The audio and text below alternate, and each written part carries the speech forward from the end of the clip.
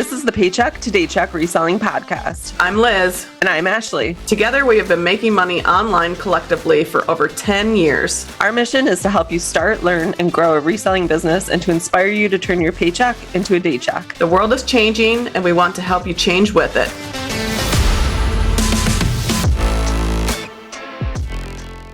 Welcome back to another episode of the Paycheck to Daycheck Reselling Podcast. Today, we are going to be speaking all about demystifying your eBay listing titles. There is so much actually that goes into building a great title on eBay. And there was some stuff that I learned over the last few years that I thought was not really well-known information. So we want to make sure that we share that with you guys. And hopefully that'll help out when you are building your eBay listing titles. Yeah, I think the big consensus right now, it is October. A lot of people are very slow with their sales right now. And I feel like this is a great opportunity to do kind of like the house cleaning tasks that you sometimes put off, which would be, organizing your shipping area, making sure your inventory is there, but also now is the opportunity, since sales are slow, look at the current items that you have listed. What can you change? What can you do to help boost them in the eBay search and try to get more sales once the sales start picking up? So this podcast episode, I feel like, is going to be very beneficial to a lot of people, not just people that are starting to resell, but other people who are currently reselling. And like you said, you learned a lot. I've learned a lot from creating a eBay title. I used to think it was simple. You could just put whatever you want and you didn't need to really think about putting certain keywords. First off, I think we should mention, if you're listening, you're probably thinking, well, why is this even important to have an eBay title a certain way? But it is really important. One of the things is it really helps the algorithm. What you want to do is tell eBay what you are selling. And there's certain things that they're going to be looking for when buyers are searching. And if your listing title has it, it's most likely going to be shown first or second or third or fourth to the buyer. And that just really increases your chance of getting your item sold. And it tells the buyers what you're selling. That's also very important because they might be looking at the title first and not just the picture. Yeah, absolutely. And in doing research for this episode, we found out that eBay submits on average, 1 billion listings to Google Shopping. And we'll get into what that is in a little bit. They submit over 1 billion listings to Google Shopping daily. That is a ton of listings. Like, I can't even wrap my head around that. So if you want to stick out from those other billion listings, there's just these little things that you should do to make sure that that's the case. We'll talk really quickly about what Google Shopping is. So eBay has their own specific set of rules, and then Google has their own specific set of rules. And Google Shopping is like for different merchants. So that encompasses things like Etsy and Mercari and all different kinds of selling platforms, basically. If you have your own website, you also have to comply to the Google Shopping merchant rules in order for your listings to show up for your website to show up, the things that you're selling on your site to show up when someone does a Google search. So if you're selling, these crocheted blankets, for instance, and you have a great following on Instagram and you start building out your own website and you're going to sell them on your website, you still have to comply with the Google Shopping rules. Now, some of the rules that eBay has are similar. They're the same as Google, and some are a little bit different. They're not all the same. So we'll get into what those are as well. And if you want to look into more of what those Google Shopping rules are, we're going to link to that in the show notes and on our YouTube description. So you guys can kind of do a little bit more research and find out what they all are on your own. Okay, so the basics with when you are putting your title in, the format that eBay wants you to use would be keyword space, and leave out non-descriptive words. So if you're trying to, like you used that crocheted, was it a blanket? Mm-hmm. Then crochet, blanket, beautiful, pretty, try to leave out like the beautiful, pretty. Maybe somebody doesn't think it's pretty. Right. And then they want you to have definite keywords to describe it. So maybe instead of pretty, you replace that with a keyword such as wool, like the material of it, maybe even the size. I think a lot of people will look for small, medium, large, especially with blankets and things like that. So it's really choosing keywords that are going to describe the item as is. Yep, absolutely. So something to think about as well is how do your buyers search for their items, and then format your title that way. So an example that I had, let's say you have this Madewell long sleeve, it's a blue wool sweater, it's a crew neck, and in a size medium. So you're going to list it kind of that same exact way, whatever, it makes sense to you in your brain, however you would search for it. So Madewell long sleeve, blue wool sweater, crew neck, size medium. If that doesn't take care of all of the characters, there's 80 characters in an eBay listing title. So you're looking for the brand, the item, what the item is, the style, color, material, the size. Those are all important things that you can fit into the title. You want to put the most important information first. So like the brand, what the item is, those are all very important things. And then you can kind of fill in the rest of the title with keywords that are descriptive, such as like the long sleeve, crew neck, size medium. If it has a certain type of long sleeve, like let's say it's a bell sleeve, you can add, bell sleeve, different things like that. So you want to use up as much of the listing space as you possibly can. Again, that's 80 characters.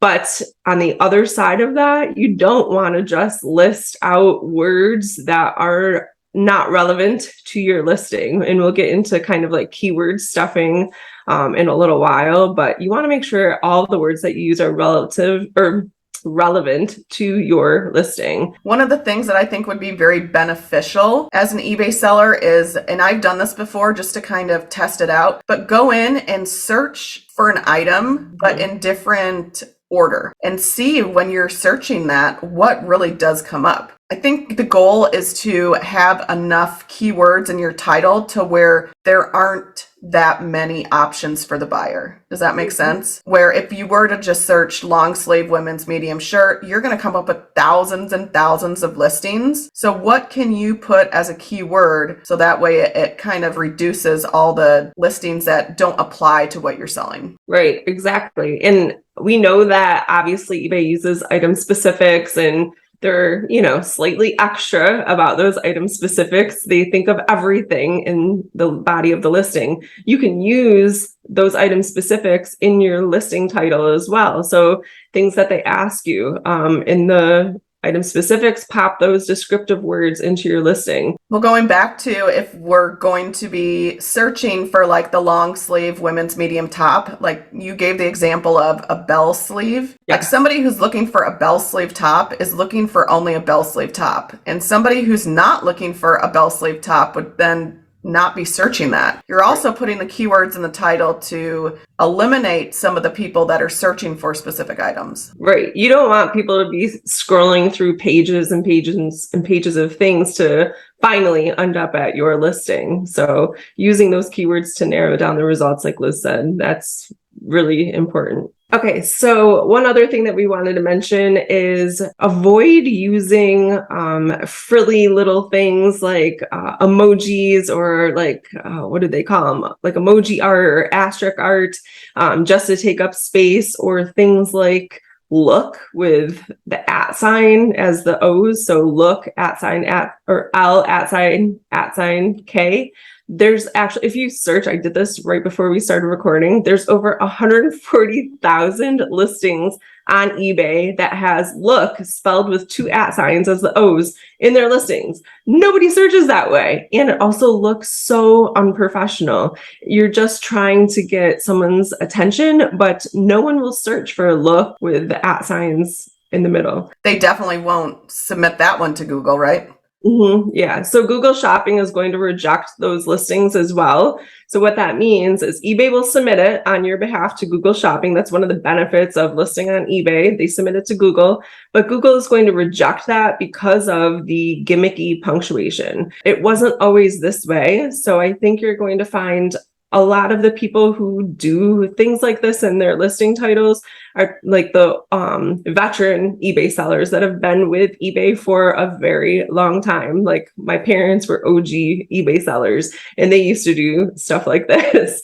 But back then there weren't as many rules and Google was barely even a thing. So they didn't have all these very specific rules. They put them in place because it was getting very hard to discern what was a scam or a spammy item for sale versus something that was 100% legit. When you put in things like look with the @ signs or emoji art and it makes like this little, pretty picture, or faces or whatever funny thing, like it might be funny, but it might be cute, it might be pretty, but it does nothing to bring value to your buyers. And it's actually hurting you as an eBay seller because you're not going to be getting the traffic from Google Shopping like you would is if you didn't have that stuff in your listing. Yeah, and it's not that you can't sell them with those. We had this tie-dye kit for shirts and it was rainbow colors and we put the emoji rainbow in and it's still sold, but Right. We're just trying to explain what eBay wants you to do as a best practice. So really we want to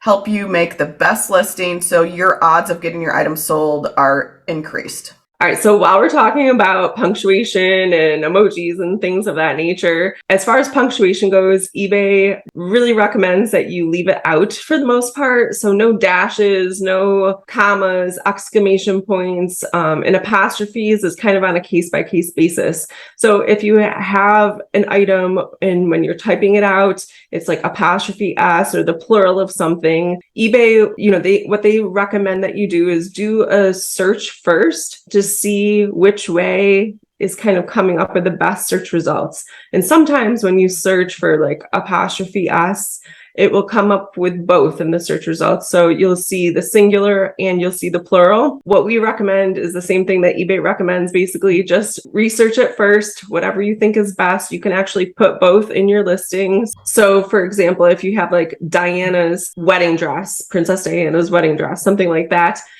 it would be apostrophe S, but do your research first, see what, comes up in the search results. And if you need to, if you feel it's best, like we said, you can put both Diana's singular and Diana's plural. There's no, repercussion basically for doing that if you feel it's needed. The reason for this, again, is because Google Shopping will reject anything with added punctuation that they feel is unnecessary or gimmicky. A lot of people like to do like the dashes or periods or something like that in between each keyword. And that's basically cutting off your listing. Like let's say you do Madewell, period, long sleeve, period, blue, period. You're cutting off your listing after Madewell, essentially. So Google Shopping will reject that as well. eBay will submit it again, like we said before, but Google is going to reject that listing. So it's best for you as an eBay seller if you just don't do it. And if you're using the period after each word, you're taking up the characters. And you only get 80 characters. And it seems like a lot, but when you're writing a title, sometimes you can run out of characters. All right, the next thing we want to talk about is capitalizing words, which I feel like a lot of sellers just capitalize every single letter. And it drives me crazy because when I'm going in and I'm choosing a listing and doing sell similar, it pulls the title that they have. And a lot of times I'm going to have to go back through and redo the title because eBay doesn't want you to use all capitalization. They say it's okay to capitalize the first letter of the word, but not all caps. They don't like that. Yep. And when I was first starting out, I would capitalize like new, NEW, or NWT for new with tags. But again, no one except for resellers is going to search for something in the title with NWT. Like that's kind of like our own, like language that we use when, we know something is new with tags. Like a random buyer who isn't also a reseller is most likely not going to use the search term NWT for new with tags. They're going to use the filters on, the side of the page or on their mobile device when they're looking up something. So when you search or when you're making your listing, if you want to add the term new to the title, just make sure you just capitalize the N and not the entire thing. Same thing with like other words that people want to emphasize, like vintage or rare or limited or whatever, like those things should not all be capitalized. Again, Google Shopping will reject those. I think a lot of people do that to like grab the attention of the buyer. Like, hey, look, this is vintage, even though I feel like vintage is such like a broad term that people tend to apply to things that really aren't vintage. Oh yeah, a lot more these days than before, like when we first started reselling. Now, and I think there's a little bit of a misunderstanding as well as like what qualifies as something that's vintage. And even if you put like vintage inspired, I've been avoiding using that term more and more lately because it's just kind of becoming obsolete. If I have something that's from like the 40s or the 50s or 60s or something like that, then I'll put like the actual date in the listing instead of just like vintage or antique. Some of the mistakes that people make when creating their title and even like their description, they're using words that you're not allowed to work. They're on the Vero list. One of the main ones is Velcro. So you are not allowed to put Velcro in your title because it is a trademark word. You're not allowed to use Velcro. You're not allowed to use onesie. I'm sure there's a couple other ones that are there. So if you hadn't heard about Velcro or onesie, make sure you put that in the back of your head and don't put that in your title. And another thing we want to mention is what's called keyword stuffing. And a lot of people do this on Amazon. Amazon, when you're putting a listing together as like a private label seller and you're creating a listing from scratch, you try to put in as many keywords as you can, and that sometimes isn't a good thing. It's the same with eBay. If you're putting in your title and you're using kind of the same words over and over again, and then in your description, you describe something over and over again, Google doesn't like that. They will look at it as a negative thing because they feel like you're trying to manipulate the algorithm, manipulate the search, and it's just kind of frowned upon. So an example, I was telling Ashley before we started the podcast episode that there was an example online when you Google like what is keyword stuffing, it was yellow rubber ducky. So it'd be like, this is a yellow rubber ducky. The yellow rubber ducky is perfect for bath time. And it just kept repeating those three main keywords over and over and over again. Will not help you get your item shown to buyers any better than if you just use it once. Yep, absolutely. And I think we see this a lot on Poshmark too. Another example of keyword stuffing would be at the bottom of people's descriptions, they will copy and paste the same little blurb. They must like have it in their notes and they just copy and paste it into every single listing in hopes that it will draw in more buyers. So it'll have like, 50 different keywords like vintage, rare, beautiful, Anthropologie, Free People, Alo, or Alo Yoga, Madewell, like all the popular brands, and it really has nothing to do with that specific item. Like it's it's one item and it's a specific brand and it's none of those, but they're just trying to gain the audience of all the people that might be searching for those other things too. And it makes it really, really frustrating for buyers when you're looking for something and you search for like an Anthropologie sweater and something comes up and it's not Anthropologie, but it comes up because they used the wrong descriptive keywords to describe it because they want that audience of people. Like that's just so frustrating. So definitely make sure you're not one of those people. It's just so wrong. And I know that in the different groups within the reseller community, it frustrates everyone and it's very annoying. So a lot of people actually block those sellers so their listings stop coming up when they're searching for those specific items. All right, that's all we have for you guys today on building a listing on eBay. We hope that it's been very, very helpful and that maybe you learned some new information. If you have any questions, definitely let us know. Either find us on Instagram and DM us, or you can leave us a comment on YouTube. If you want to learn more about the Google Shopping rules, you can find those rules on their website, and it is support.google.com/merchants. We will be adding that link to the show notes as well for you. And we'll also add a link to one of the Vero lists that we find. It's probably not an all-inclusive list because I feel like those things change as new, items come up, but we will link to one of them that'll kind of give you a broad idea of a lot of the Vero items on eBay as well. All right, guys, that's a wrap on today's episode. Thank you so much for listening to the Paycheck to Paycheck Reselling Podcast. Anything we mentioned in this episode will be linked down below in the show notes or description down below. Be sure to share this episode with anyone you think it will help and follow us on social media at P2D Podcast. Thanks again for listening. Keep working towards that day check.